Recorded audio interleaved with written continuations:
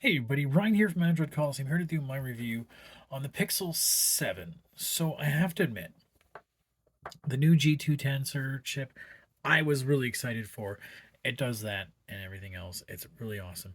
Now the Pixel 7 is a little small for me. I do find that this is it's a little even smaller than the 5. I can't grab it now. Um, I gotta admit, I wasn't exactly super fond of that.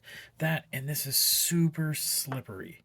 The cases, I've got to find the right case for the Pixel 7 because um, I didn't like the Pixel 6 case, so I got to find something different. All right, but let's get into how it actually works. So one of the first things I found out with this thing I really liked is the fact that they brought back in facial recognition. So I can actually just bring it up, and you can see how it little lights up the ring around the camera. I mean, it's looking for somebody. And before I can even get to using my finger for the fingerprint, it's already recognized me and it's going to basically log me in. I thought for the longest time that this was just my finger working that well because you can see how long that took to bring in the fingerprint. It's not too bad, but it's almost faster. There we go. It's already recognized my face and I'm in. So that's the first thing I really like. Bringing back facial recognition is super awesome. I do enjoy that a lot. Outside of that, there's not a lot to it that we haven't really seen before in Pixels. We've got the volume button, the power button there. We've got the cameras in the back. So there's not a lot new to it that we're gonna really notice. 8 gigs of RAM, 128 gigs of storage. The biggest advantage of this is $800. $800. This is an absolute killer phone because the battery's great on it. It isn't crushing the benchmarks as they say out there, but it's actually I haven't had any major issue with it or any issue where I was like, wow, that's weird. Why did it do X? It never seems to stutter. Now, the neat thing about it is that the Tensor chip, so if I bring up my camera here, hello, this is my lovely face, right? There's some spiders. So there's some neat things that the camera can do that we've figured out. And if I just go ahead and say, let's take a look at faces. Oops, not fascia. Faces. And let's just go through. And I found, in Google. Let's find. Oh, there's a picture of me in the dark. Um, and you can do this now only with the Pixel 7 and the 7 Pro.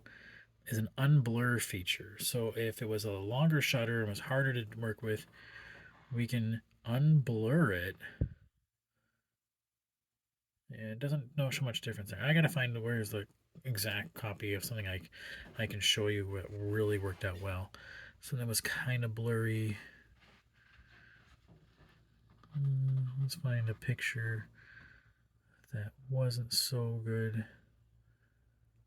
I don't know. I did find some options out there, and I was very impressed that actually a picture I would take turned out not so bad. Okay, well, that's not that great either there.